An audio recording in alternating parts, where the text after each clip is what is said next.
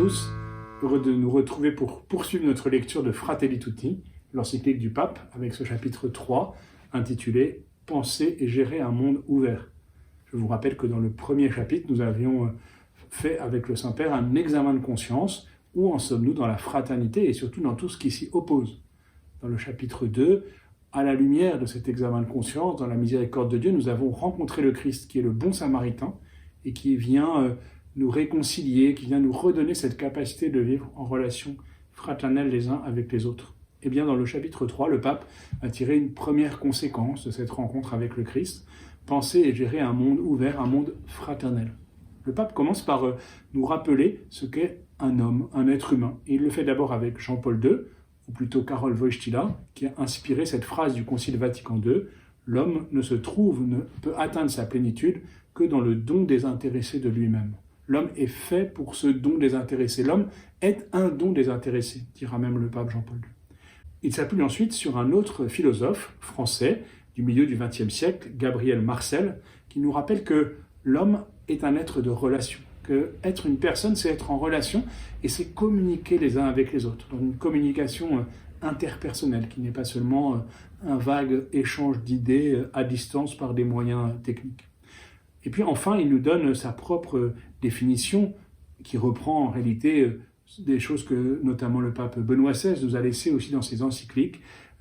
La vie est une vie en sortie, une vie en extase, une vie qui nous conduit à sortir de nous-mêmes, à aller plus loin, plus profond et plus loin, comme Jésus le dit à Pierre lorsqu'il l'appelle au bord du lac de Tibériade. Duc in altum, avance au large, plus loin et plus profond, plus loin, plus haut et plus profond. Voilà ce qu'exprime le pape pour dire ce qu'est un être humain. Et en allant plus loin, en sortant de nous-mêmes, eh bien, nous sortons aussi de notre petit cercle de relations habituelles.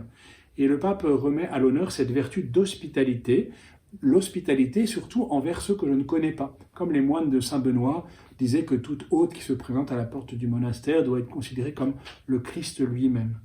Élargir notre cercle de relations. Chacun, nous pouvons faire une cartographie de nos relations, un archipel de toutes les personnes que nous connaissons et voir comment ces archipels ou ces îles sont reliées entre elles. Comment entre les personnes nous sont liées et sont liées les unes aux autres. Comment nous ne nous enfermons jamais dans un petit cercle. Cette charité qui se joue dans ces relations, le pape rappelle avec saint Thomas d'Aquin qu'elle signifie reconnaître que l'autre m'est cher.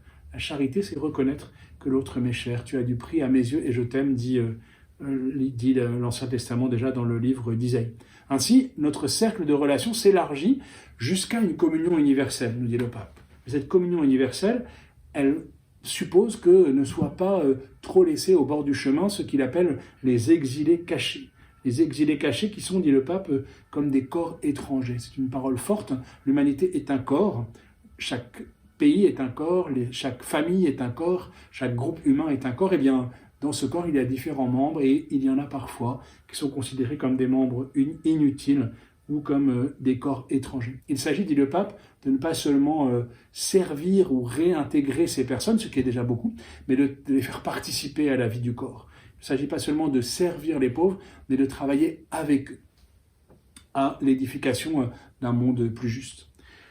Cette communion, elle n'est pas non plus une illusion de rêve universaliste qui nivellerait tout le monde ou qui passe par le fait de multiplier des expériences, des voyages, des dépaysements sans habiter une terre. Cette communion universelle passe par la nécessité d'habiter une terre, d'habiter quelque part. Elle n'est pas simplement le fait de répandre un modèle globalisé, une uniformité culturelle qui nivellerait tout le monde. Et c'est là que le pape introduit un concept qui est celui de l'amitié sociale.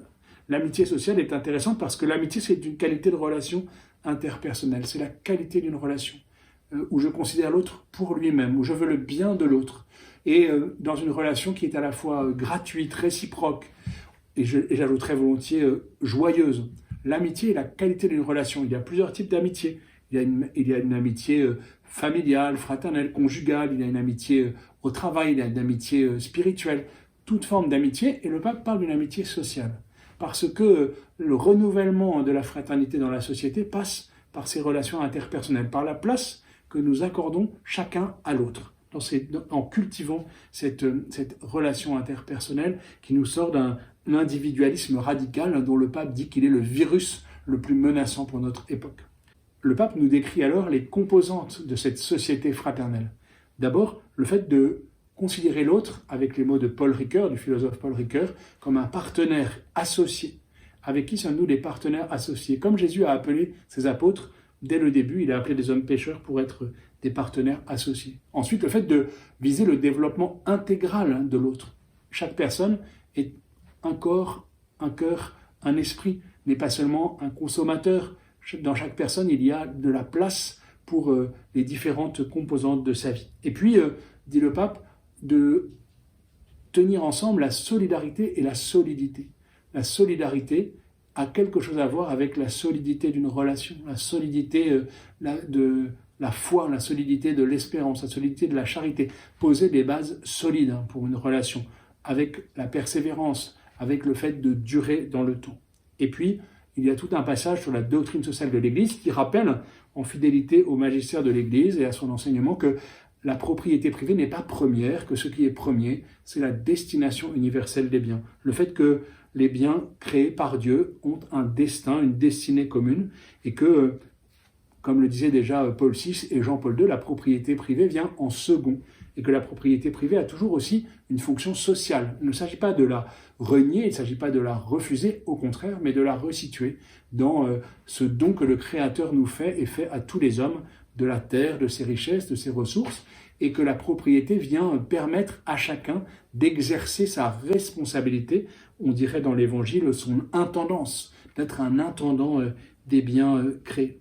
Le pape propose ainsi, et il le dit lui-même, d'entrer dans une autre logique, une logique qui considère tout homme dans sa dignité profonde et dans son interdépendance. Le chapitre se termine sur cette invitation à reconnaître que nous sommes interdépendants les uns des autres et que nous sommes co-responsables les uns des autres pour bâtir une société, un monde plus juste, plus fraternel, avec beaucoup de conséquences qu'évoque le pape sur le droit des personnes, et en particulier sur le droit des personnes que l'on considère parfois comme un peu exclues. En particulier, il pense aux personnes handicapées, aux personnes âgées. Il pense aussi aux droits des peuples et à ce que signifie pour une nation, pour un peuple, le fait d'avoir des droits, d'avoir aussi un destin, une histoire commune.